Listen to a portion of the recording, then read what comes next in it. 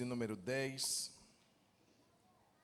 1 Timóteo capítulo 6, versículo 10. Glória a Deus.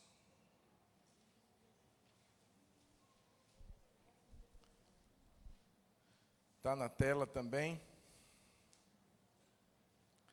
A palavra do Senhor diz,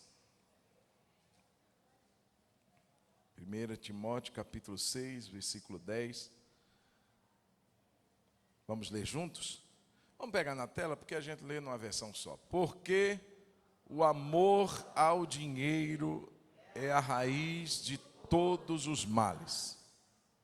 E alguns nessa cobiça se desviaram da fé e atormentaram a si mesmos com muitas dores. O amor ao dinheiro, não o dinheiro em si, mas o amor a ele, a relação com ele, de uma forma errada, é a raiz de todos os males. E eu quero ler também Mateus capítulo 6, versículo 24.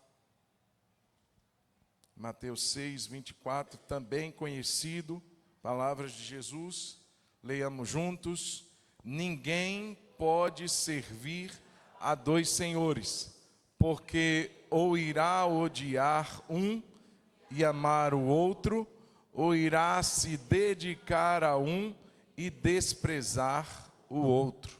Vocês não podem servir a Deus e às riquezas. Irmãos, eu quero hoje falar sobre o pecado da avareza. Semana passada nós começamos a tratar sobre aquilo que nós conhecemos como os pecados capitais, que são os pecados cabeça. A palavra capital vem de uma palavra latina que é caput, que é a cabeça, ou seja, é a ideia de que a partir deles outros pecados são derivados. Então, por exemplo, nós falamos sobre o amor excessivo a si mesmo, que desperta outras atitudes de inveja, de briga, de competição, de contenda, e cada um deles, cada um destes 7, eles também são raízes, são cabeças, que a partir dos quais outros males, e o próprio texto que lemos em Timóteo, capítulo 6, versículo 10, vai mostrar que a raiz de todos, ou seja, a partir dele, outros pecados são evidenciados. Então hoje eu quero falar sobre o pecado da avareza, que é o segundo na lista. Então começamos falando sobre soberba semana passada, hoje vamos falar sobre avareza, e temos uma lista aí que pretendemos ao longo aí de algumas oportunidades que tenhamos falar sobre elas. A luxúria, a ira, a gula, a inveja e a preguiça. Então são males, irmãos, são pecados que a Bíblia, não que a Bíblia só os condene, mas ela faz muitas referências a estes, como se fossem de fato pecados que trouxessem em seu bojo outros males. E a avareza é um deles, é o segundo da lista, e eu começo com a pergunta para nós. Você conhece alguém avarento, sim ou não? Não responda alto. Responda só do seu coração. Essa é a primeira pergunta, se você conhece alguém assim. A segunda pergunta já vem de um nível mais pessoal. Você é avarento? Nós somos avarentos. Será que nós temos uma tendência de lutar contra esse pecado? Uma tendência de combater esse mal na nossa vida ou não? Ou talvez já nos acomodamos, nos conformamos a ele e levamos como outro nome. Talvez somos precavidos, somos organizados. Talvez damos outro nome para esse tipo de pecado. Irmãos, e para responder a essas duas perguntas, a gente precisa primeiro compreender o que é a avareza. E eu vou seguir a mesma dinâmica da semana passada. Eu quero, em 3 pontos, falar sobre o que é avareza, tratar em segundo lugar sobre alguns princípios bíblicos e em terceiro, terminando, como que a gente vence esse mal, como que a gente vai pelo menos lutar contra ele. Então, começando aqui, compreendendo sobre a avareza, eu vou trazer alguns sinônimos, porque talvez haja uma identificação. Sinônimos do avarento: pão duro. Se você for pesquisar, outros sinônimos como mesquinho, como porventura o sovina, o sórdido, o ávido, a usura, são sinônimos desse pecado conhecido como avareza. Por quê, queridos? Na sua definição, a avareza é o apego excessivo ao dinheiro e aos bens materiais. É quando eu me apego por demasia. É um tipo de loucura. Veja que na parábola do rico insensato, ele é chamado de louco. Você é doido. Você se apegou muito ao que você tem. E que de fato não tinha nenhuma solidez no que você se apegou. E o que você deveria se apegar, você não se apegou. E o fato é que hoje à noite te pedirão a tua alma, e o que você tem guardado, para quem será? Você é louco. É uma espécie de idolatria. A gente imagina que ídolos são aqueles que nós fabricamos com materiais e colocamos em algum ponto da casa ou em um santuário para nos prostrarmos diante dele, está certo? Mas não somente esse tipo de idolatria. A Bíblia é categórica quando ela disse que a avareza é idolatria. Então é uma loucura e é uma espécie de idolatria, é um amor desordenado pelos bens do mundo, e que o pior, nos faz esquecer de Deus. A avareza tem essa característica de fazer o homem se esquecer de Deus. Já viu quando uma pessoa está passando por uma pendura? Ela acorda de madrugada, se é crente. Se é crente, se crê, ele acorda de madrugada, faz campanha, faz jejum, Deus abre a porta, Deus manda o recurso, Deus faz um milagre. Deus começa a abençoar, a pessoa se esquece. Deuteronômio 8, irmãos, o alerta dado ao povo não é pelos perigos que eles enfrentarão, mas de questões assim de deserto, de problemas diversos, mas o problema da prosperidade. Se você for ler Deuteronômio 8, o alerta maior ali é quando vocês entrarem na terra, que vocês possuírem a terra, que vocês estiverem plantado, comido, que vocês estiverem satisfeitos, que vocês estiverem abastados. Cuidado para que não se esqueçam do Senhor seu Deus. Então o perigo ali não é para quem tem falta, mas para quem está com muito, para quem tem abundância, para que não se esqueça de Deus. Porque a avareza tem essa característica de fazer o homem se esquecer de Deus. E o maior problema aqui, irmãos, como eu falei na semana passada, é a intensidade. Porque veja bem, nós fomos chamados para sermos bons mordomos de tudo que Deus nos deu. Então, se você tem um bem, você e eu somos, por Deus, responsabilizados quanto ao cuidado daquilo que Ele nos deu. Seja algo material ou imaterial. Seja família, seja casa, seja carro, seja as coisas que você tem, você e eu somos responsabilizados em cuidarmos dessas coisas. É ser mordomo delas. Você não vai depredar, você não vai desperdiçar, você não vai tratar com leviandade, você vai ser responsável para com aquilo que você tem. Ok. O problema é quando essa mordomia, ela deixa de ser um cuidado, um zelo, e passa a ser um apego, um amor, uma dependência em relação àquilo que possuímos. E aí nos voltamos e colocamos, seja no dinheiro, seja nos bens, uma dependência mesmo, um apego. E a gente então coloca aquilo como um ídolo diante de nós. Eu coloquei algumas características aqui de uma pessoa avarenta, e eu gostaria de ler algumas delas que vai talvez trazer alguma identificação à nossa proposta de compreender o que é avareza. Esse amor, idolatria, esse apego desmedido. Lembrando, o problema sempre será a intensidade.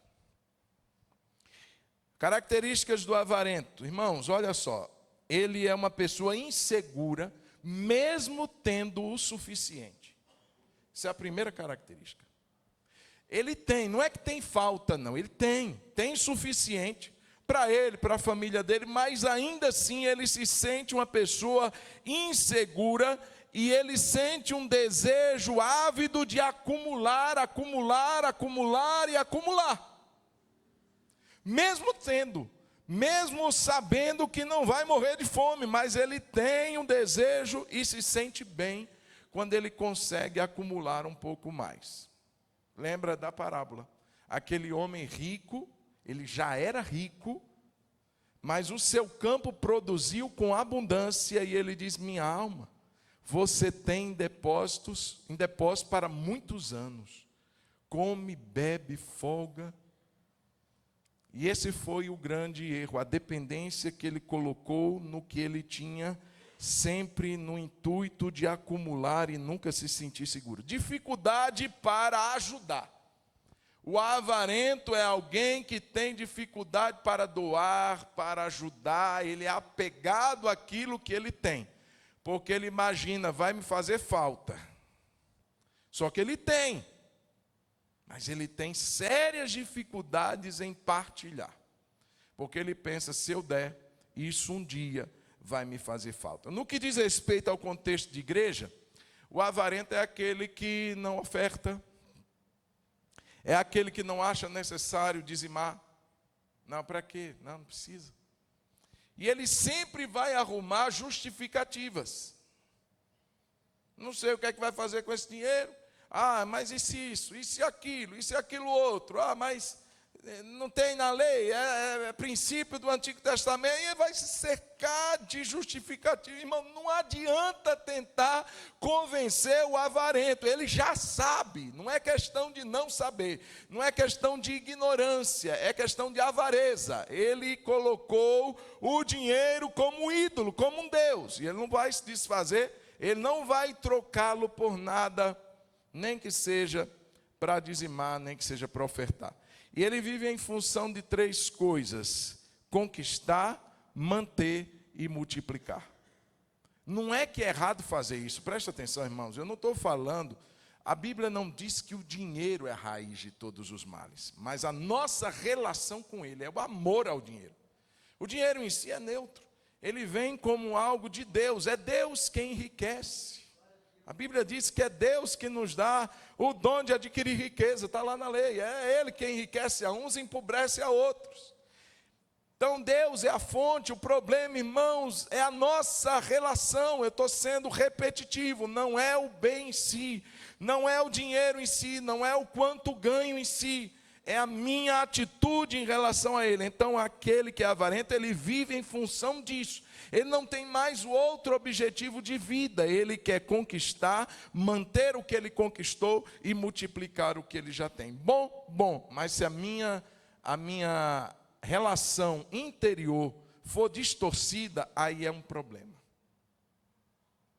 Além disso, apesar de ter tanto, o avarento nunca se sente satisfeito. Ele vai acumular, mas aquilo não vai dar para ele uma sensação de contentamento. Contentamento é aquela sensação de preenchido. Eu estou bem. Ele sempre vai ter aquela sensação de que eu precisaria de mais.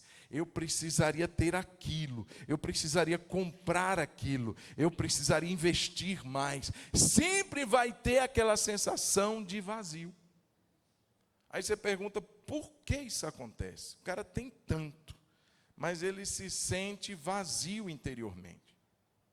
Irmão, porque nada que é material é capaz de suprir uma necessidade da alma. A alma não é material. Portanto, ela não se satisfaz com coisas materiais. Ela vai acumular, ela vai ter aquela sensação falsa de preenchimento, mas daqui a pouco ela está vazia. Já viu aquela pessoa que diz assim, no dia que eu conseguir comprar aquele objeto, no dia que eu mudar de casa, no dia que eu trocar de carro, no dia que eu trocar de celular, no dia que eu mudar meu guarda-roupa, no dia que ele fica sempre projetando, e quando ele consegue, daqui a algum tempo ele está insatisfeito. Não demora muito, já aparece uma outra oferta, e a lei do consumo é essa, irmãos, é te mostrar que o que você tem já não é tão legal, já não te satisfaz tanto. Está vendo esse aparelho de última geração que você conseguiu comprar? Pois é, já está lançando outro melhor. Aí você não é tão feliz com esse seu. Você não é tão bem sucedido. Imagine você no meio dos seus amigos, você puxa um iPhone. Qual é o último? Você puxa um 15, sei lá se tem. Puxa um 15. É 17 agora? É 17? Pois é, aí você puxa um 15. Tem 15 também? Tem. Aí você puxa um 15. Aí a galera fica assim, 15. Você não tem um 17 ainda? Nossa, você não sabe o que é ter um 17. Nossa, então você não tem essa plenitude interior. E aí você se sente mal. Você não tem a última roupa da moda, o último tênis do momento, você não tem. E você não é feliz porque você não tem. Uau, como eu sou triste. Oh Senhor, eu sou teu servo. Oh Senhor, abre-me uma linha de crédito. Aí você vai na loja, aí o diabo dá um cartão de crédito. Eu falei diabo, irmão, perdão.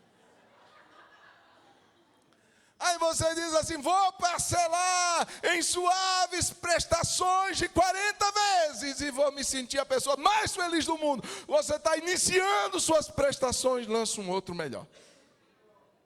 E você está triste de novo. Você está mal de novo. Eu quero dizer que você foi picado pelo veneno da avareza.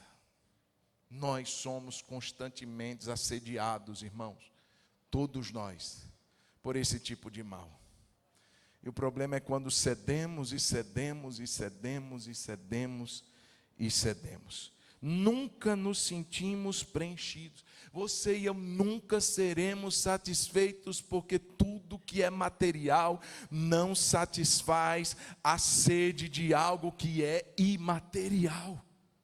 Nossa alma é imaterial, é eterna. Então como que eu vou dar algo terreno e temporário e corruptível, que daqui a pouco quebra, desgasta, rasga? Não vai ter prazer, não vai ter alegria plena, não vai ter.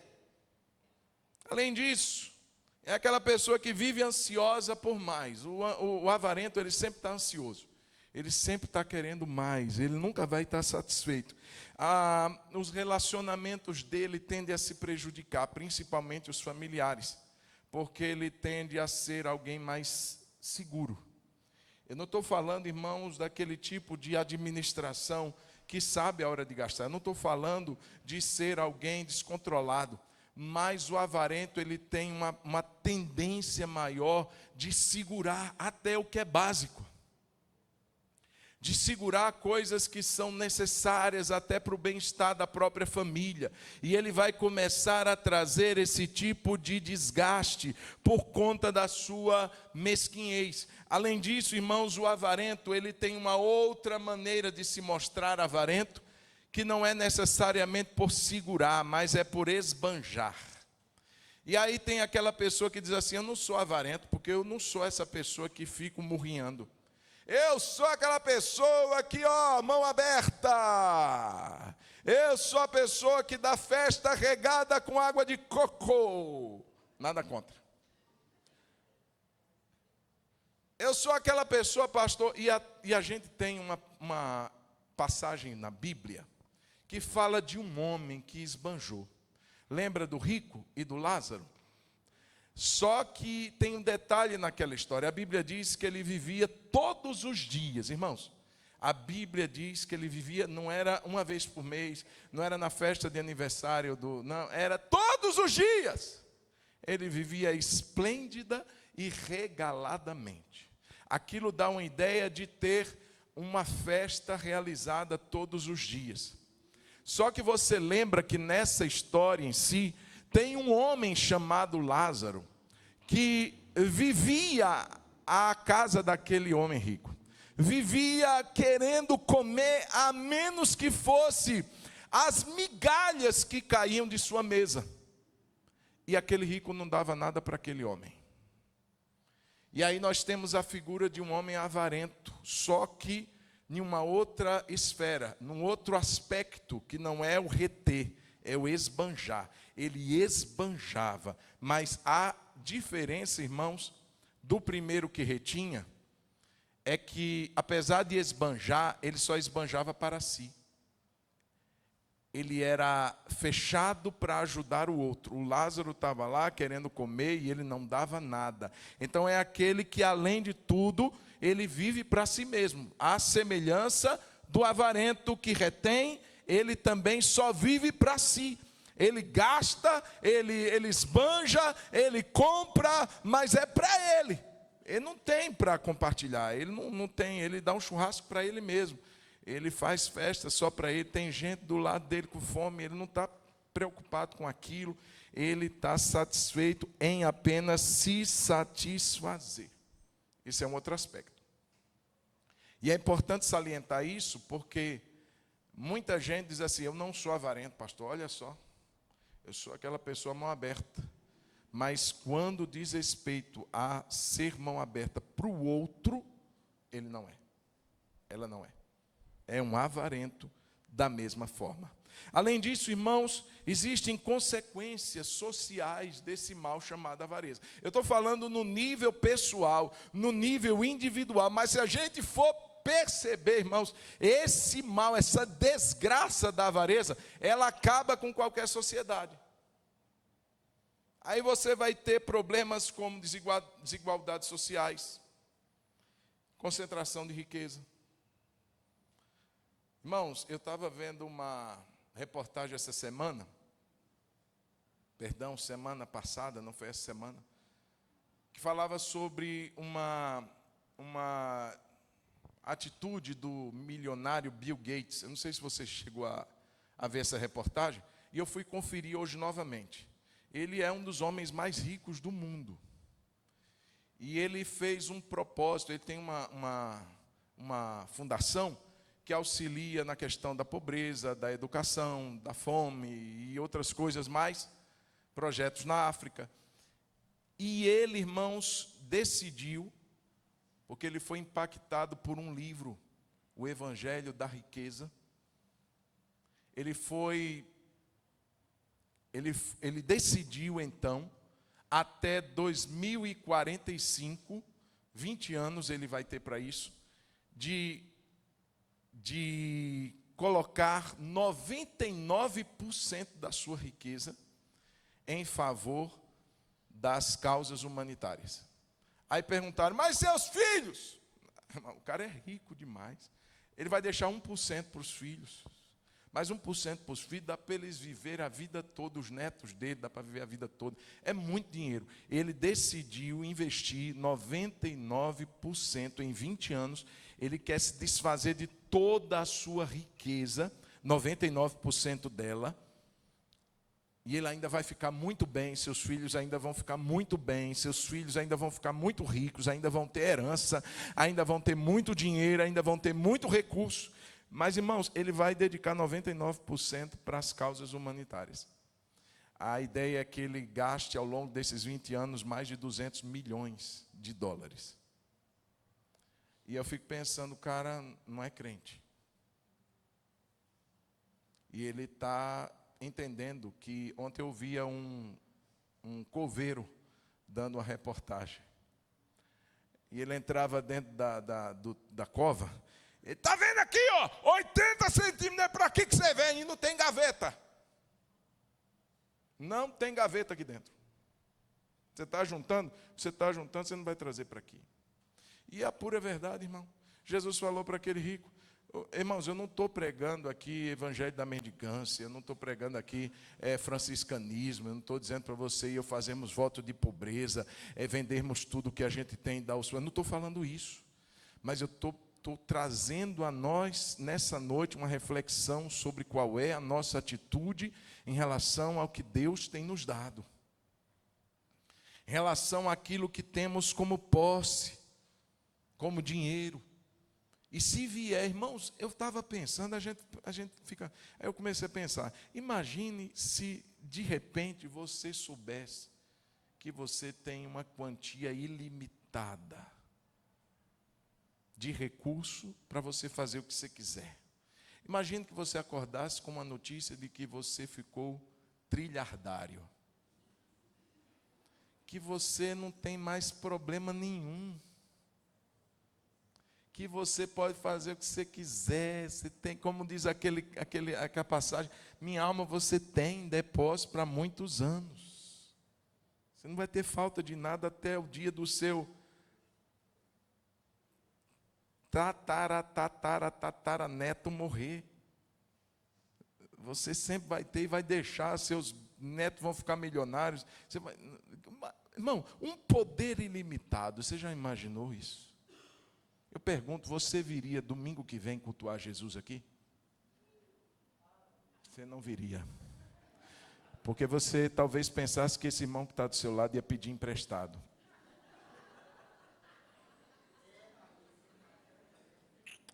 Você talvez pensasse assim, eu vou ter que dizimar? Acho que eu não vou não, vou para uma igreja lá na América. Aí você ia pegar um avião. Aliás, você ia ter um avião. Aliás, você ia ter vários aviões. E você não teria mais limite. Irmãos, isso é a própria antessala do inferno. Você é louco. Corrupção. Irmãos, tudo que move essa sociedade em termos de ganância, de corrupção, de injustiça, tem um nome, é a cabeça chamada avareza. É o homem querendo mais. É o homem se achando ainda carente de recursos, só que ele às vezes tem...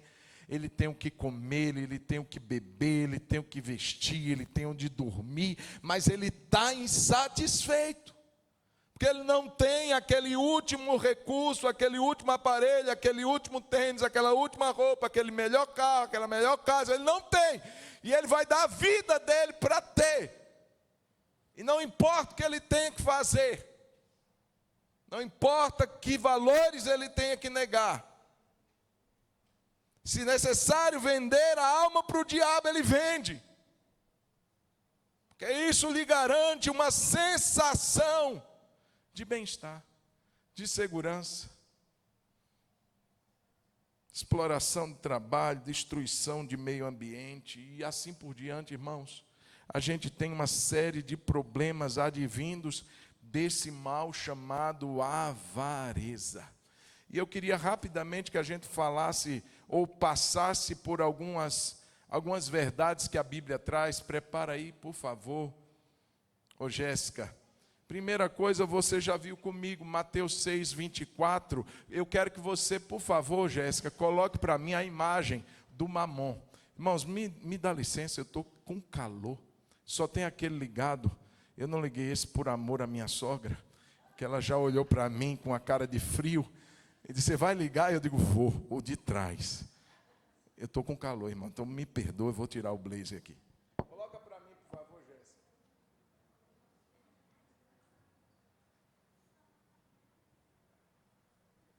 Eu queria que a gente visse a imagem do Mamon. Você já viu essa figura? Apaga essa luz aqui, por favor. Olha o Mamon. Mamon, irmãos, é essa figura do nobre. Você vê, a ideia do Mamon é que ele seria um nobre, agarrado numa sacolinha de ouro, e vivendo como um pobre, um mendigo. Olha a figura desse homem, olha a opressão dele.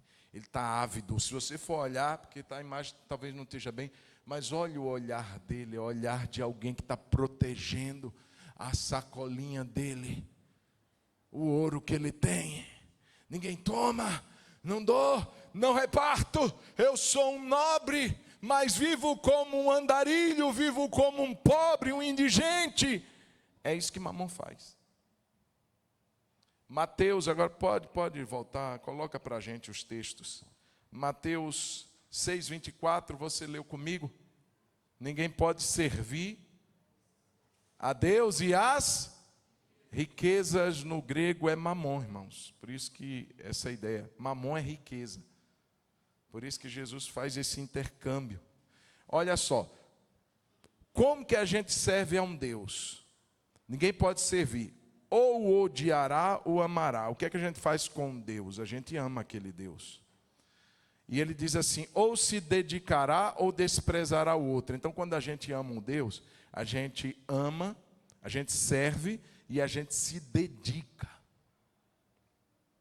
Lembra que a ideia de um Deus concorrendo com outro, não que seja um Deus de fato, mas é um ídolo, ele sempre vai trabalhar para tirar de nós o lugar do Senhor que está no nosso coração. Ele vai tentar ocupar aquele lugar. E a nossa dedicação, portanto, vai ser a isso. A nosso empenho a gente não tem. Veja, irmãos, eu não estou aqui defendendo guardar sábado, até porque nós não somos batistas e a gente não guarda sábado. Mas o princípio do sábado, apesar de os religiosos da época terem entendido de uma forma legalista para prender as pessoas naquele dia, mas o princípio é interessante. Ele estava trazendo um povo que era escravo no Egito, sim ou não? Eles trabalhavam de que dia a que dia? Eles tinham férias? Eles tinham licença premium? Não tinha nada disso. Era de sol a sol, 365 dias por ano, era 24 horas, era o tempo que fosse necessário, o povo estava lá ralando, trabalhando, e Deus assim, ei, gente, ao princípio da criação, 6 dias trabalhará. Olha Deus não está exausto, cansado, morto de o estresse, burnout, estou doido, não, ele estava bem, mas ele colocou o princípio do descanso.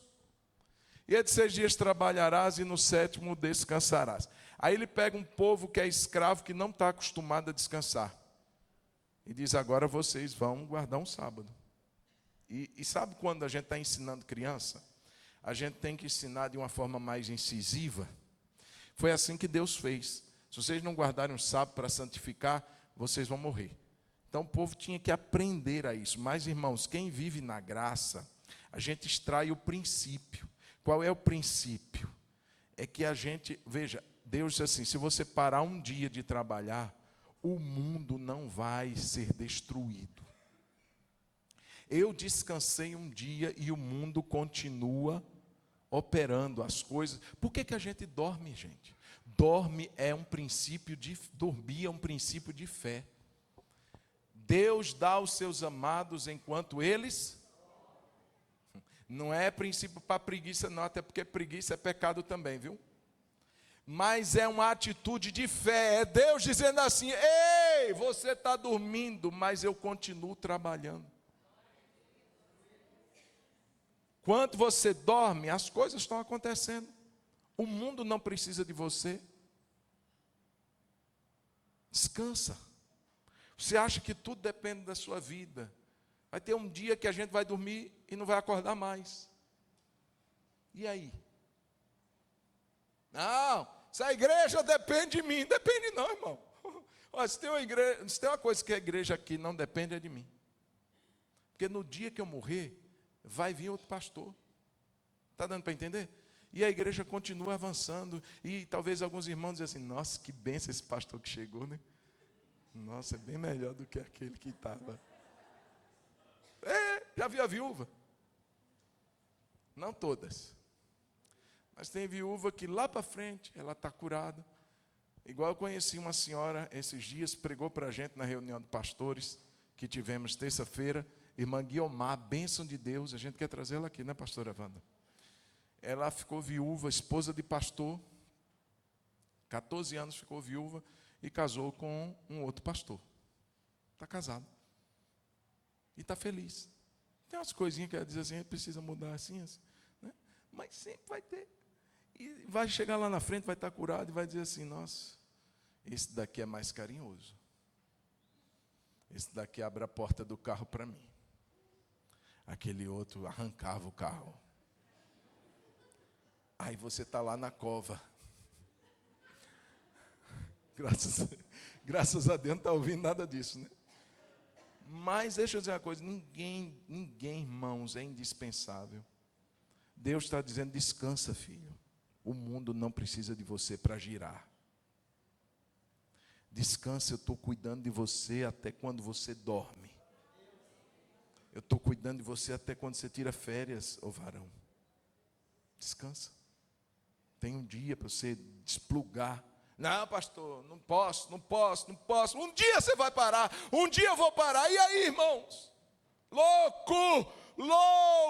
Essa noite te pedirão a tua alma, rapaz. E o que você tem guardado, para quem será? Então, irmãos, a avareza é uma espécie de idolatria. Nós nos devotamos, nós nos dedicamos ao ídolo que é o dinheiro, que são as posses, que é o ter, que é o comprar, que é o adquirir, que é o obter, que é o investir. E eu vivo por isso, eu respiro por isso, eu dependo disso para me sentir seguro e feliz. Irmãos, é tão forte esse pecado, e eu queria que a gente lesse Efésios 5:5. Vamos correr? Efésios 5:5, Jéssica, bem rápido. Olha só, ele é colocado ao lado de pecados mais grotescos ao nosso ver. Olha só, fiquem sabendo disto, leia comigo. Nenhuma pessoa, o que é uma pessoa imoral? É o adúltero, ele saiu com a esposa do outro. Ela saiu com o esposo da outra. É imoral. Nenhuma pessoa impura, é aquele que pensa o tempo todo em coisas ruins, coisas obscenas, ou avarento. Ele coloca a avareza do lado de pecados que a gente considera, nossa, não, eu nunca deitei com a mulher de ninguém, nunca cobicei, glória a Deus, mas é avarento, está do lado. Porque a avareza, leia comigo, querido, a avareza é...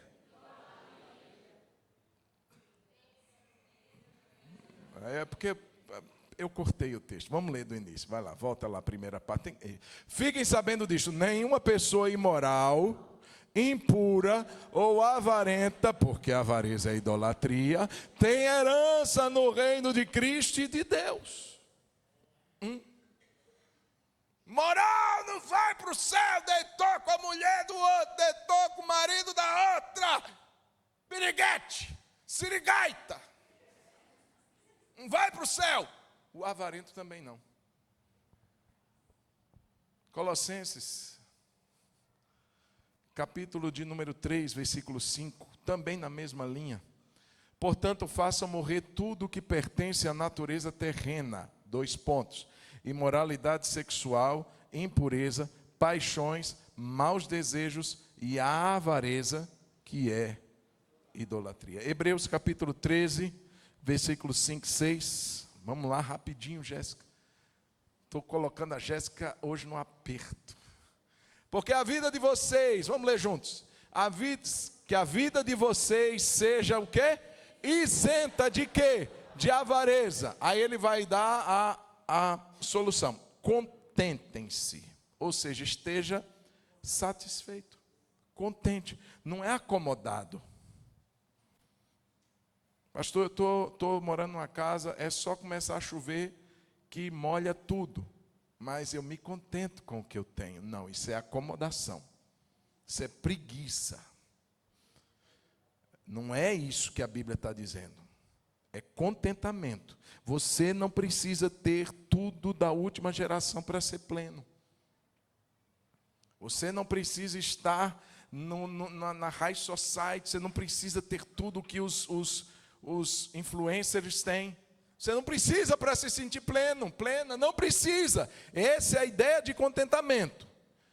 Que a vida de vocês seja isenta de avareza. Contentem-se com as coisas que vocês têm. Veja, irmãos, uma característica do avarento é a reclamação, é a murmuração. Ele nunca está contente com nada. Porque Deus disse, o que é que Deus disse? De maneira alguma te deixarei, nunca jamais o abandonarei. É Deus quem cuida do seu povo. Você pode dar glória a Deus?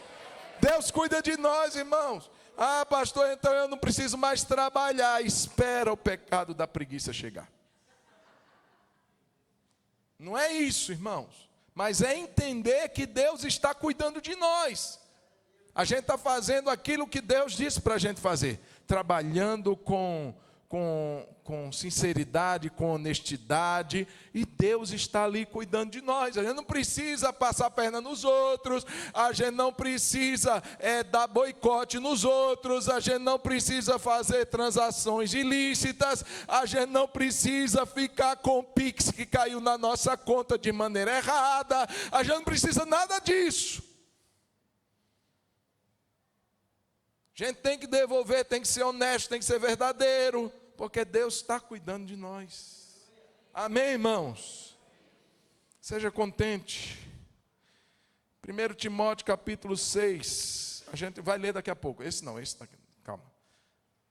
Jovem rico a gente já falou. Você já lembra da parábola? Quem lembra? Aquele jovem que chegou e disse: bom mestre, que farei para herdar a vida eterna? Você sabe os mandamentos? Sei, tudo isso tenho feito desde a minha mocidade. E Jesus, legal, mas uma coisa te falta. Uma só. Vende tudo que você tem, dá aos pobres, e você terá um tesouro nos céus. Depois você vem e me segue. Veja, Jesus não disse assim: vende tudo que você tem e dá para mim. Não. Vende tudo que você tem e dá para os pobres. Estou preocupado com seu dinheiro, não, meu filho. Agora me siga depois. A Bíblia diz que aquele jovem teve uma escolha diante dele.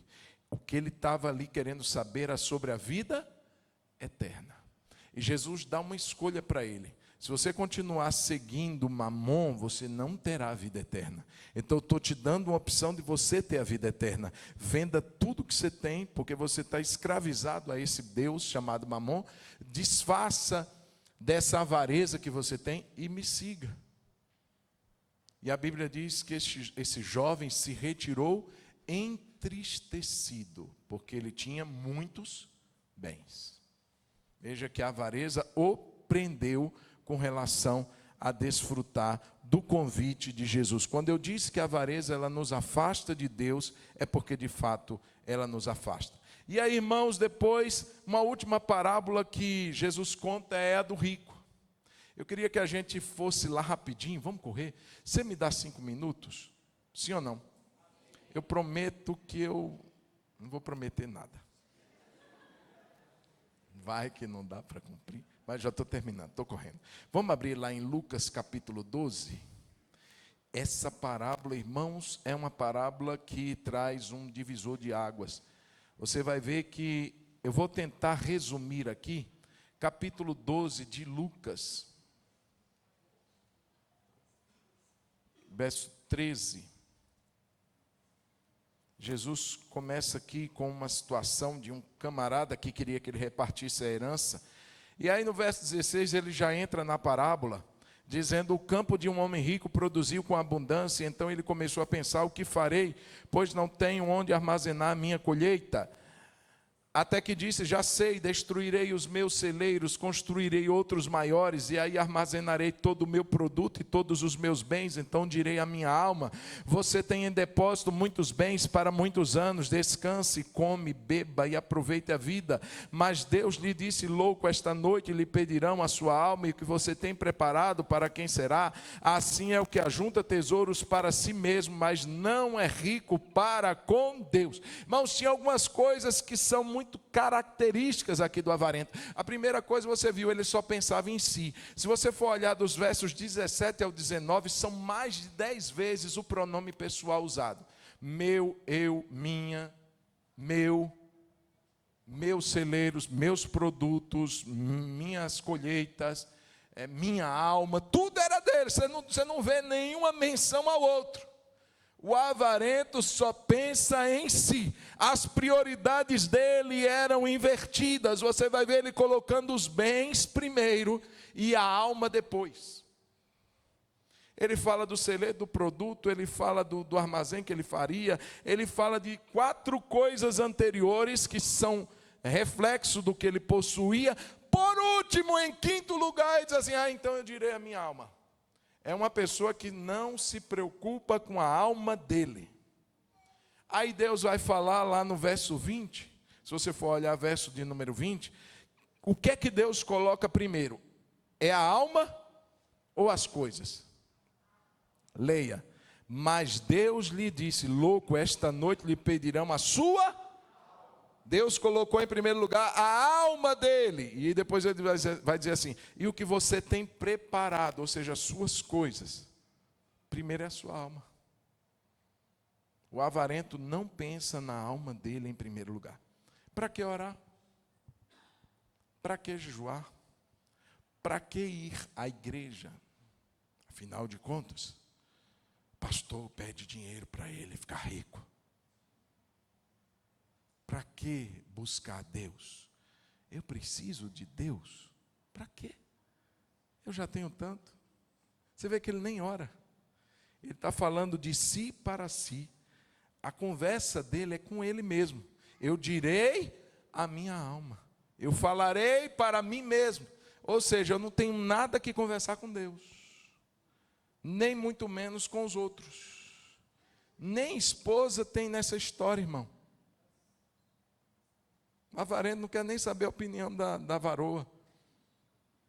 Tens em depósito minha alma, descansa. Ele tem um olhar voltado para si. Ele transformou o ter o seu principal objetivo de vida. Você tem. Ele nunca disse você é, você será, mas você tem. Sempre é aquela pessoa que se sente segura, porque está chegando de carro novo, porque tem dinheiro guardado. Então ele se sente seguro de si, porque ele tem, não pelo que ele é.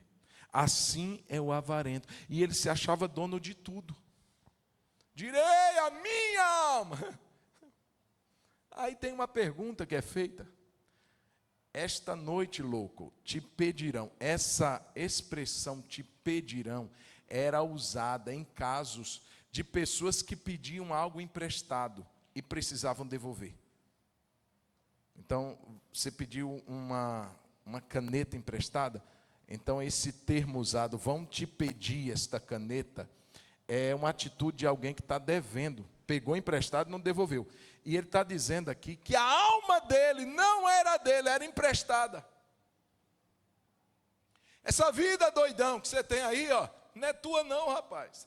Eu te dei por um empréstimo, por um tempo nessa terra, por alguns anos. E você tem que administrar esse negócio aí embaixo. Porque uma hora eu vou te pedir, o que eu te dei, eu vou requerer. Irmãos, a nossa vida é uma dádiva de Deus. Mas é um empréstimo. Deus nos deu alguns anos nessa terra. E nenhum de nós aqui sabe quantos anos ainda temos. Então vivamos de uma maneira que glorifique a Deus. E não nos achemos donos daquilo que achamos que temos, mas não temos. Nem a nossa alma é nossa. Ô doidão, essa noite, aquilo que eu te dei emprestado, vão pedir de você. E aí? O que você tem preparado?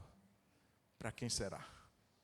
Você já pensou que a gente não é dono de nada? Preste atenção. Você não é dono de nada permanentemente. Permanentemente. Hoje você tem uma escritura que diz que aquela casa é sua. Ok. Hoje você tem um carro que o documento diz que você é o proprietário dele. Ok.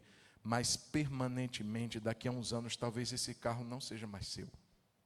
Essa casa não seja mais sua. Essas roupas que você está usando estejam à venda num bazar. Nada é nosso. Nem a nossa alma. Nada. E por que a gente se apega tanto? Por que a gente fica com tanto apego, dizendo e esbaforindo para todo mundo: minha tudo é de Deus, irmãos. Tudo vem dele e volta para ele. A ele seja a glória. Para finalizar, como é que eu venço a avareza? Primeiro, examinando a consciência. Eu me sinto assim, pastor, eu me sinto tão bem, tão poderoso, tão poderosa, quando eu consigo comprar, quando eu vou no shopping. Alguém já disse que o shopping é o templo do avarento. E lá ele vai ofertar. Vai ofertar e alto.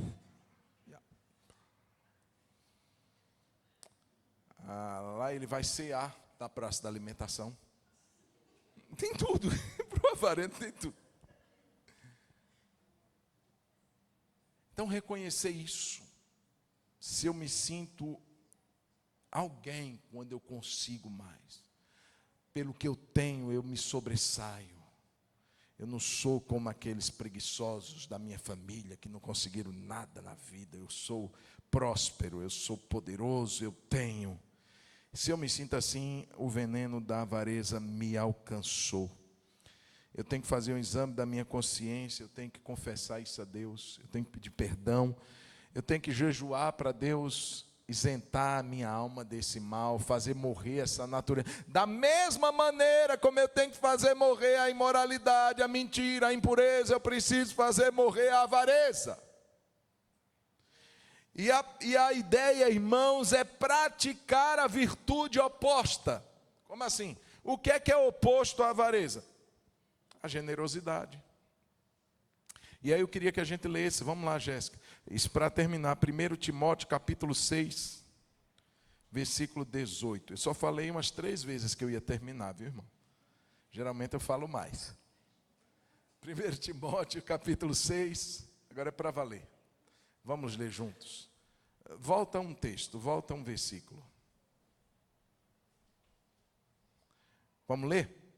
Exorte aos ricos deste, não está dizendo aos ricos do lado de lá, deste mundo aqui, que não sejam o quê? Fica de nariz em pé, se achando o melhor da turma, o mais proeminente, o poderoso, o melhor, o destacado. Não seja orgulhoso. Nem deposite a sua esperança na o quê? Instabilidade da riqueza. Significa que ela pode te deixar na mão.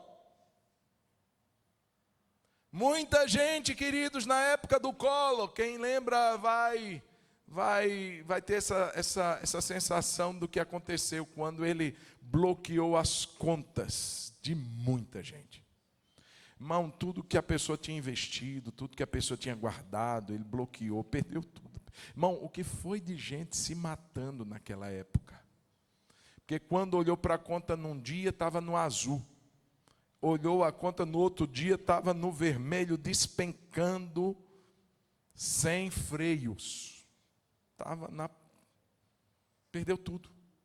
Gente pulando de prédio. Eu lembro disso lá em Maceió, várias notícias assim vieram. Gente se matando, porque perdeu tudo. É instabilidade. Hoje a gente tem, amanhã pode não ter. Não ponha a sua esperança nisso, mas ponha a sua esperança em Deus. Que tudo, diga tudo. Não, mais uma vez, tudo nos proporciona ricamente para o nosso prazer. Irmãos, Deus não é aquele cara que diz assim, você tem que ficar na míngua. Irmãos, esses dias atrás eu estava andando de jet ski. Pergunta se era meu? Claro que não. A gente tem amigo que tem, conhecido que tem, quer andar, quero.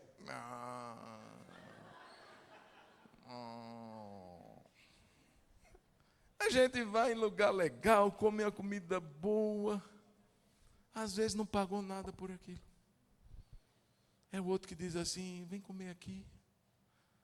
Esses dias eu estava conversando com um pastor, e ele diz assim, fui para os Estados Unidos, passei 20 dias lá, não tirei dinheiro para comprar uma água. Eu digo, conta esse mistério e põe a mão na minha cabeça. Aí disse, um amigo meu, eu ajudei muito esse amigo. E aí ele, depois de 20 anos que ele já está morando lá, ele me ligou e disse assim, você e sua esposa, vocês vão passar 20 dias na minha casa. Pagaram passagem de ida e volta, hospedaram eles na casa. Irmãos, eles não desembolsaram, eles iam pagar uma água, eles não deixavam. E a esposa dizia assim, ela me levou para comprar um perfume, R$1.500, se fosse converter. Uma ida para assistir Fórmula 1 lá, era um valor para todo mundo correspondente aqui no Brasil a uns R$20 mil. E ele disse, eu não paguei nada. Põe a sua esperança em Deus, que tudo proporciona ricamente. Amém, irmão? Você crê nisso? Não está dizendo que você precisa ser avarento para isso. É Deus quem proporciona. Para o nosso prazer, não tem problema nenhum. Você tem dinheiro? Vai num lugar bom, come uma comida boa, não tem problema nenhum. O problema é a nossa relação com o dinheiro. Passa. Que eles façam, vão combater a avareza como assim, ó, que eles façam sejam ricos em, generosos em e prontos a, próximo, ajuntando para si mesmos um tesouro que é sólido fundamento para o futuro, a fim de tomarem posse da vida eterna. Esse juntar tesouro não é aqui, é lá no céu. Pastor, está errado eu fazer economia? Não, irmão, não. Mas se você puser a sua confiança nisso, sua esperança nisso, sua segurança, seu prazer, sua maior alegria, seu deleite, aí estamos errados. Vamos ficar de pé? Jéssica, coloca para nós a nossa oração comunitária. Eu quero orar junto com você.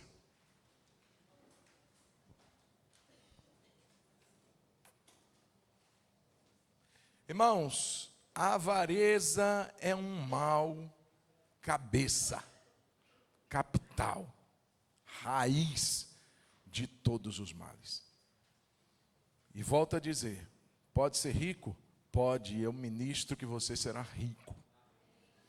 E que você será muito generoso. E quando você tiver muito.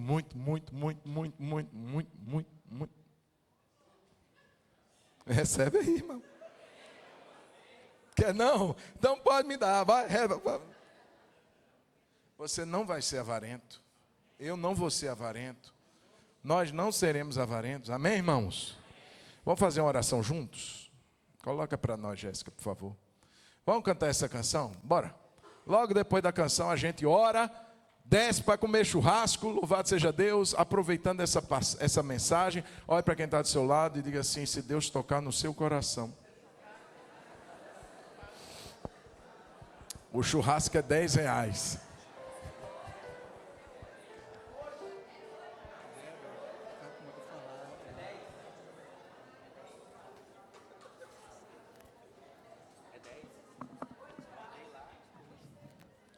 Queridos, eu quero agradecer a Patrícia, Leandro, Pedro, Paulo, Manuela e Maria. Acho que a gente já apresentou. É porque eles vão daqui a pouco acompanhar a Margarete, é isso. Vamos cantar essa canção e depois a gente vai fazer uma oração juntos. E assim a gente está despedido em nome de Jesus. Fecha seus olhos, vamos declarar essa canção. Pode apagar.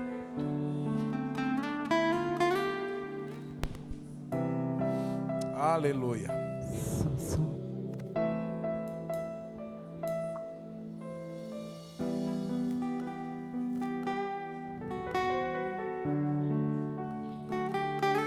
O fogo não me queima, nas águas não vou afundar, pois estás comigo, não estou sozinho, eu estou guardado no esconderijo, não estou sozinho, tu estás comigo. Temer por quê?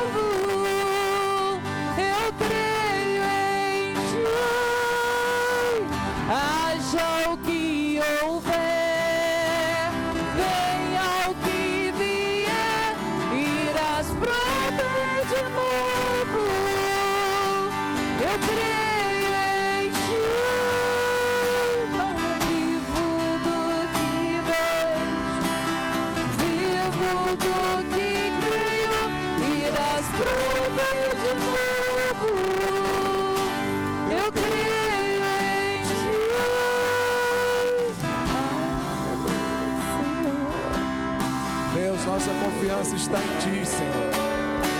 É o Senhor quem provê. É o Senhor que nos dá forças para o trabalho. É o Senhor quem traz a provisão. É o Senhor quem enriquece, quem levanta. É o Senhor quem prospera. Seja louvado o Teu nome, Senhor. Haja o que houver, venha o que vier, irás prover de novo. Eu creio em Ti, eu não vivo do que vejo, vivo do que creio, irás prover de novo. Eu creio.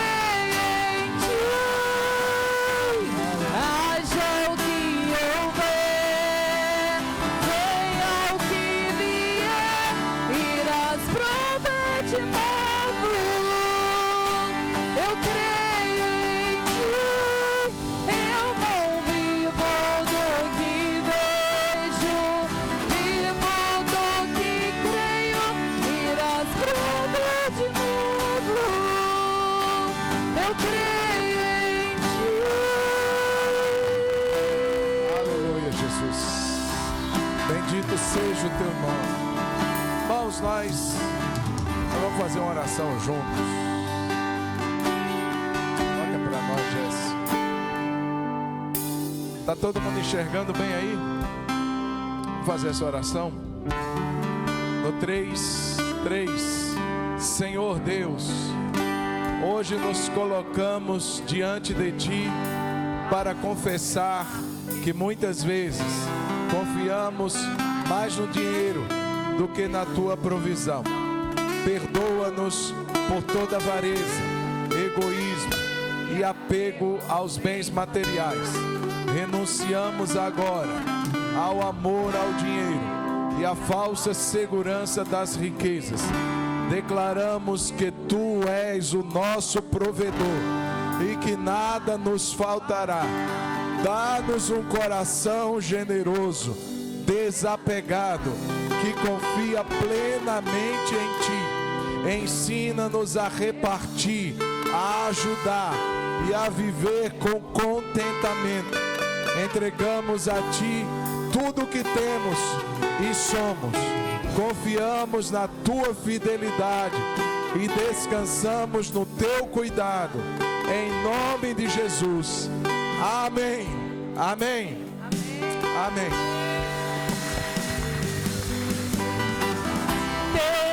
Porque se eu estou guardado por quem nunca perdeu batalhas, seu nome é Jeová Jireh, irás prover de novo. Eu creio em Ti. Haja o que houver, venha o que vier, irás prover de novo. Eu creio em Ti,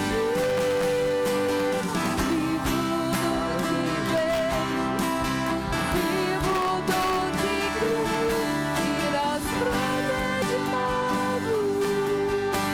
Eu creio em Ti. Amém. Queridos irmãos, já estamos no final, vamos orar. Mas eu queria deixar uma palavra para quem você tem dado a sua alma. Se você hoje entende que precisa entregar sua alma para Jesus, ou quem sabe voltar para Ele, porque talvez você está afastado dos caminhos do Senhor, e hoje você entende que Deus está te chamando. Uma hora essa alma que nós temos será pedida de volta, e tudo que guardamos, irmãos, não vai ficar para a gente. Então garanta que a sua alma estará segura em Deus. Entregue sua vida para Cristo Eu não vou fazer um apelo agora para você levantar a mão ou vir à frente. Mas eu quero convidar você, se você é a pessoa que precisa hoje entregar sua vida a Jesus, eu vou estar aqui ainda após o término do culto. Me procura após o término do culto. Antes de comer o seu churrasco, você vai vir me procurar e vai dizer: pastor, faz uma oração por mim, que eu quero entregar minha vida para Jesus. Ok? Combinado? Se você é essa pessoa que sente que precisa voltar para Deus, me procura hoje após a oração. Eu queria convidar a Patrícia, o Leandro, o Pedro, o Paulo, a Manuela, a Maria Fernanda. Queria convidar o Pablo. E queria... Cadê? Tinha mais um outro aqui. Está aqui atrás. E também a Luciana. Quem veio com eles, por favor, acompanhe-os, porque os irmãos aqui prepararam um lanche para eles ali embaixo. Vamos aplaudir a vida deles, por favor, irmãos. Acompanhe esses irmãos. Obrigado por vocês terem vindo. Deus abençoe. Votem mais vezes em nome de Jesus. Levante suas mãos. Vamos agradecer a Deus. E aproveitando nessa última oração, fazendo menção de Israel. Irmãos, o cenário é um cenário de conflito. E nós precisamos orar pela paz de Israel. Amém? Feche seus olhos, Pai. Nessa última oração que fazemos a Ti, nesse culto ao Senhor, fazemos-te lembrado do povo da aliança, fazemos-te lembrado do Teu povo Israel. E assim como o Senhor nos orienta na Tua palavra, nós oramos pela paz de Israel, pela paz de Jerusalém, que haja paz dentro dos seus muros. Senhor, é o Teu povo, portanto perseguido, portanto angustiado. Pai, guarde-os. Senhor, tenha misericórdia do Teu povo. Senhor, proteja a Tua nação, proteja o Teu povo eleito. Nós abençoamos os nossos queridos israelitas. Que haja paz, Senhor, paz, paz. Repreende, Senhor, todo o mal, meu Deus, e manifesta a Tua graça e o Teu livramento sobre a nação de Israel. É o que nós oramos em nome de Jesus. E agora, Pai, que chegamos ao final desse culto, Senhor, muito obrigado por esse momento tão precioso que aqui passamos. Eu peço uma semana de paz, de livramento, de vitória para cada um dos meus irmãos. Dá uma semana assim, meu Pai, protegida pelo Senhor, cheia da Tua presença, cheia do Teu Espírito. Ó Deus, em nome de Jesus, muito obrigado por tudo. Assim oramos em nome de Jesus. E que a graça de nosso Senhor Jesus, que o amor de Deus o Pai, que o consolo e a comunhão do Espírito Santo seja sobre a sua vida, sobre todo o povo de Deus na terra, hoje para todo sempre. Amém, amém, amém. Deus abençoe a sua vida. Dê pelo menos uns 2 abraços. Churrasco lá embaixo, R$10.